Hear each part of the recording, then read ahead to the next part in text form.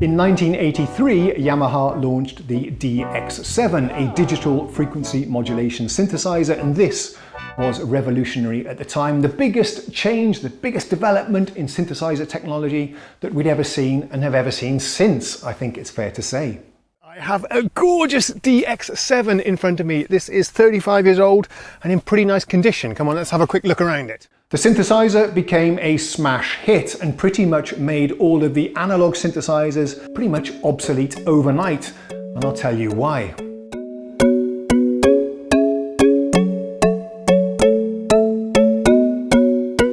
Firstly, the DX7 had presets. You could store dozens of patches, hundreds of patches if you had the memory cards, something that was still not really possible on analog synthesizers of the time. I think there's 96 sounds on each of these cartridges. And you plug them in this way around, perhaps, I don't know. No, this way around then. There you go, in it goes. That gives you another 96 sounds plus the 32 internal for a total of 128. It was using the newfangled digital technology, so it didn't suffer from the pitch drift and the tuning instabilities of the old analog synthesizers. Also less noise, better sound quality. The DX7 did sounds unlike anything we'd heard before. Whilst it could do some sounds similar to the analog synthesizers of the time, it could also do completely different sounds like these harmonic or inharmonic digital clanging bell sounds, cutting leads, clicky basses. Also, it had velocity sensitive keys, unusual for analogs at the time, so you could get very expressive piano sounds. Just think of that digital electric piano that the DX7 made so famous. That's really expressive and enjoyable to play. Internal sound number 11. This is the one that put this thing on the map and spawned hundreds of cheesy 80s ballads. This is what it sounds like.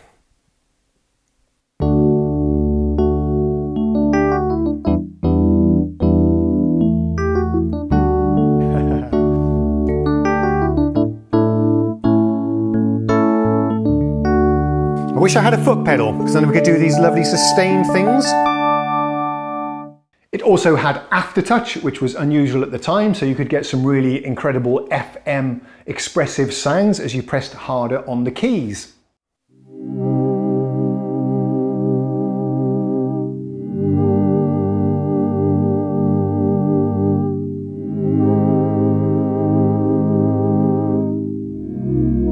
I imagine this would be really nice with just a touch of reverb, or lashings of reverb according to taste. The other thing was the appearance of the synthesizer. Never before had we seen an instrument like this, sleek, without any front panel controls, just some membrane style buttons and a high-tech digital display. And this paved the way for the synthesizer design cosmetics for the next 2 decades.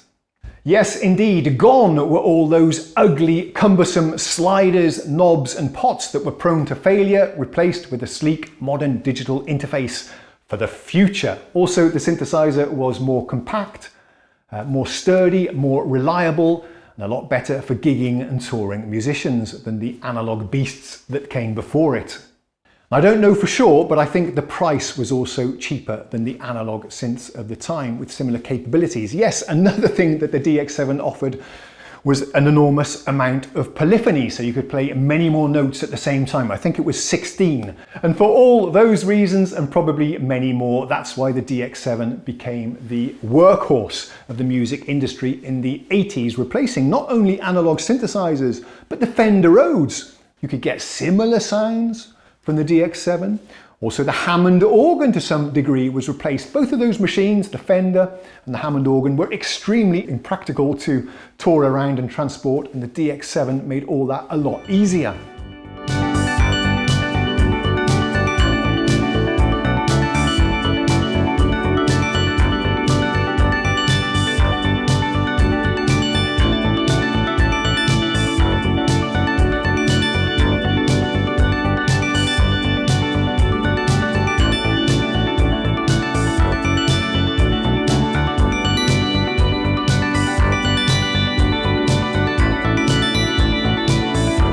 Things got even worse for analog synthesizers with the release of the ROLAND D50, Later we had some cheaper versions, the D10, the D20, the KORG M1 for example, and the second versions of the YAMAHA DX7, the Mark IIs.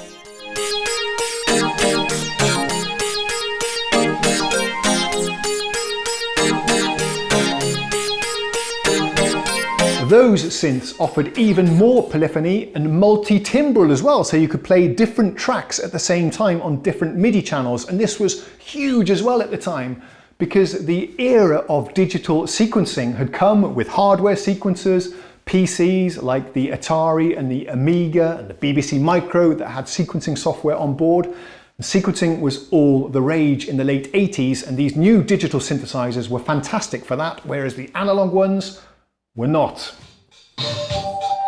This is pretty cool as well, this display down here, I think, of the various things that are playing. I think it's pretty nifty that you can see here all the patterns as they're playing as well. That's pretty cool. Another thing that digital synthesizers offered that we didn't get on analog synthesizers was amazing multi-effects processes. The chorus, the reverbs and so on that we got on the D50 were groundbreaking. Let's take a listen to the joystick in action. It's nice that you can just mix between the sounds.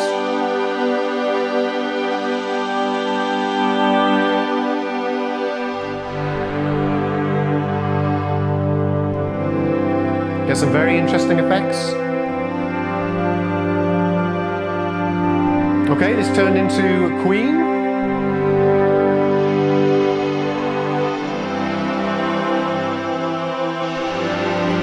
It's just a crazy synthesizer. And don't get me wrong, I was using analog synthesizers at the time and loving them. I was gigging with a Juno-X and a KORG MS-20, neither of which have any presets, so in between each song I would have to quickly dial in the new settings for the new song that was coming up. But I got quite good at that, I was pretty quick at it, and we made it a bit of a fun thing as well during the gigs. We used to make jokes about it. But I remember, I was about 16, 17 at the time, the release of the Casio CZ series, a very cheap, affordable digital phase synthesis, phase distortion I think it was called, from Casio. Very quickly I replaced the Juno-X and the MS-20, two analog machines, with these new Casio digital machines, and I never looked back, and nobody in the audience complained either. By the way, I still have that Juno and the MS-20 back in the UK. They've been in their box in the back of the wardrobe since I last used them in about 1988. Amazing. So for a decade or two, starting in the mid-80s, everybody wanted to use the digital synthesizers. I promise you, of course, there may have been a few exceptions, but the digital synthesizers could do everything that the analog synths could do, but much, much more. They could also emulate the sounds of the analog synthesizers, but they had so much better capabilities, and nobody wanted these old analog dinosaurs anymore.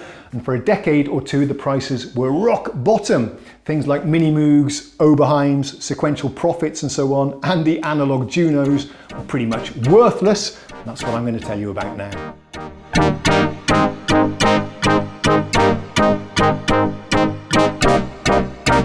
Yes, people at the time didn't really want analog sounds. They wanted realistic sounds. They wanted realistic pianos, electric pianos, guitars, orchestral strings, drums, and so on. And I remember the first time we heard those, it was so impressive.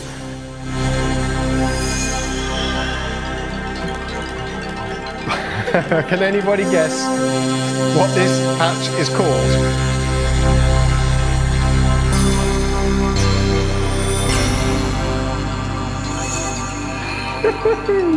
Imagine how mind-blowing it was to hear this in the music shop back in 1987.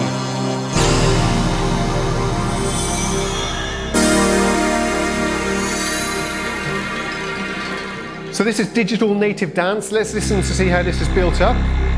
Amazing sound, amazing sound. We've got some plinky things going on.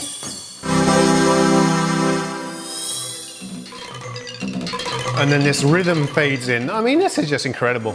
Even a budget digital synthesizer like the ROLAND D10 in the late 80s offered so much more compared to the analog synths. For example, you'd get 16 different tracks of MIDI that you could play at the same time for playing MIDI files or doing MIDI sequencing. The sounds were incredible, although it could do analog emulations. Some of the presets were inspired by analog synthesizers. It could do so much more. At the time, people wanted realistic sounds. They wanted pianos that sounded like pianos and guitars that sounded like guitars and real sounding drums. At around 1987, 1988, I was playing in a Elvis tribute band.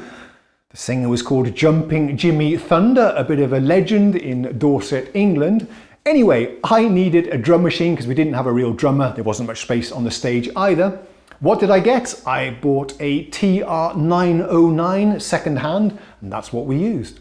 You're probably wondering why on earth would you get the analog 909 when you probably want realistic drum sounds? Well, that's right. At the time, we started to see the introduction of digital drum machines with realistic sounds, but those were pretty expensive. I didn't have a lot of money at the time. The 909 was dirt cheap. I think I bought it for about £75. That's about $100, or adjusted for inflation, $200. Today, a machine like that is worth about $2,500. But yes, this must have been the hardest hitting Elvis tribute band ever, with those massive kicks and snares. Yeah, it did get people dancing, I remember that. But eventually I moved on and needed to sell the 909. I couldn't find a buyer for it, even though I was advertising it for just £100. A couple of years later, house music came along and the prices went up to £1,000, but this was just a year before that. So I ended up swapping it for, what was it, a Juno 106 instead.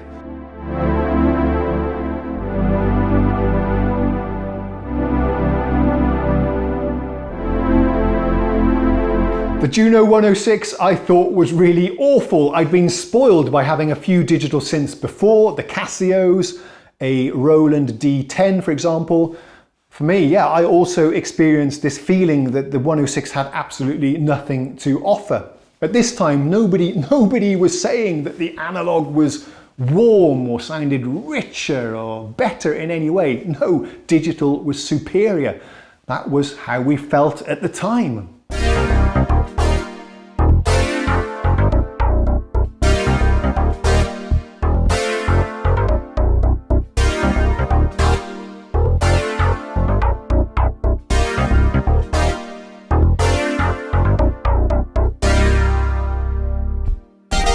If anybody tries to tell me that digital synths sound cold and thin, then think again, or just go and try a WAVESTATION or something. Even the YAMAHA DX7 through Nice Effects sounds fat, warm, rich, and pretty amazing.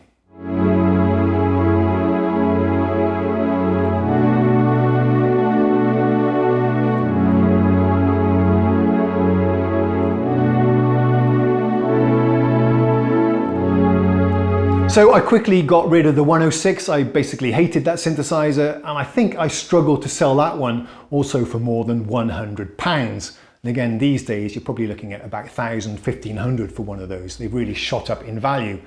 And to be honest, I don't really know why, because it's still as limited as it was in 1989 or whenever I had it.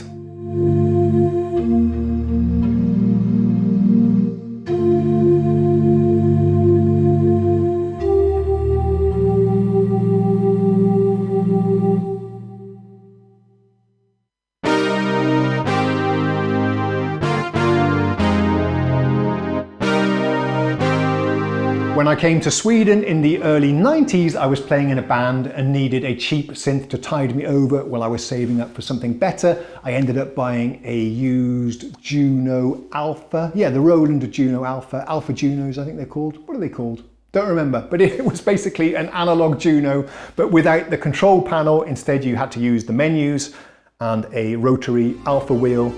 That thing I thought was absolutely awful. One of the worst synths I've ever owned. Ended up selling that one also for about 1,000 kroners or $100. That's another synth that has shot up in value.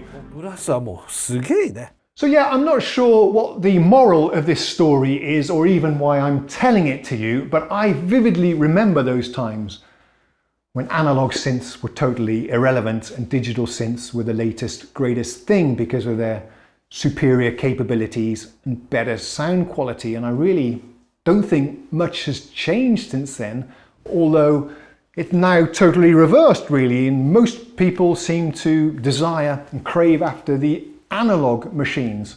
Let's take a listen to the number 9. This is piano 2. Ooh, a bit more bite on this one.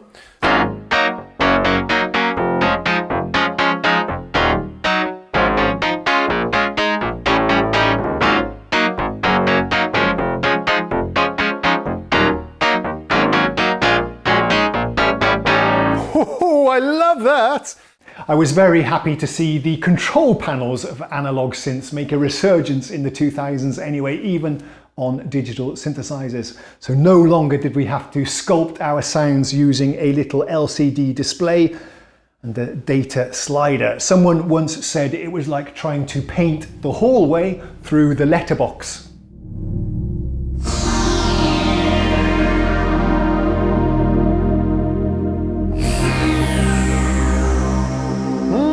I've got the chase on again. You mainly notice because you lose a lot of the polyphony. It's using the engine to generate the sounds. But it did sound good with it switched on.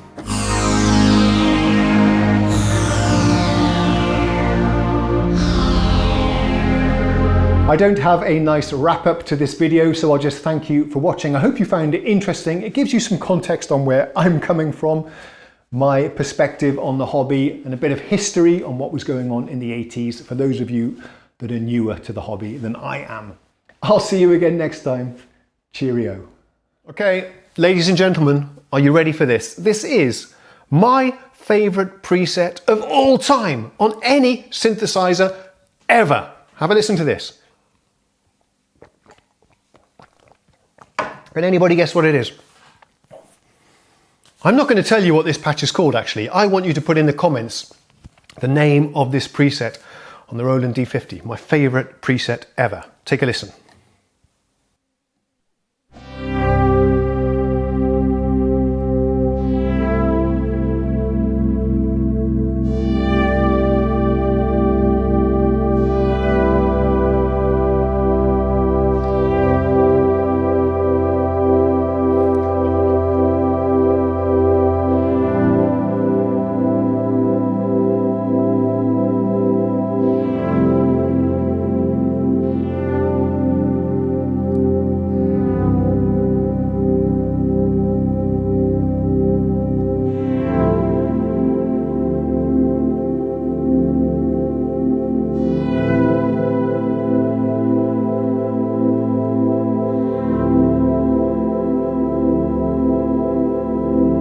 Oh, whoa, man, that preset chokes me up. I've got tears in my eyes, honestly, I have. That is unbelievable. Let me know in the comments what that one's called. Should we take a quick listen how they've built that sound up? Again, this is one of the Eric Pershing presets.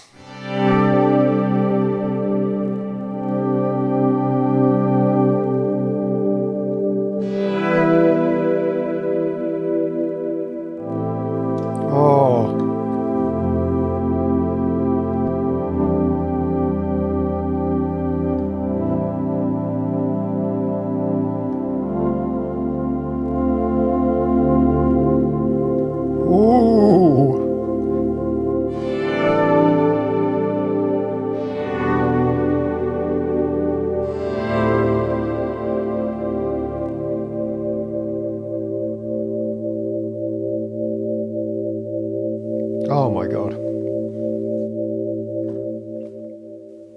That is heavenly. Oh man, just a second.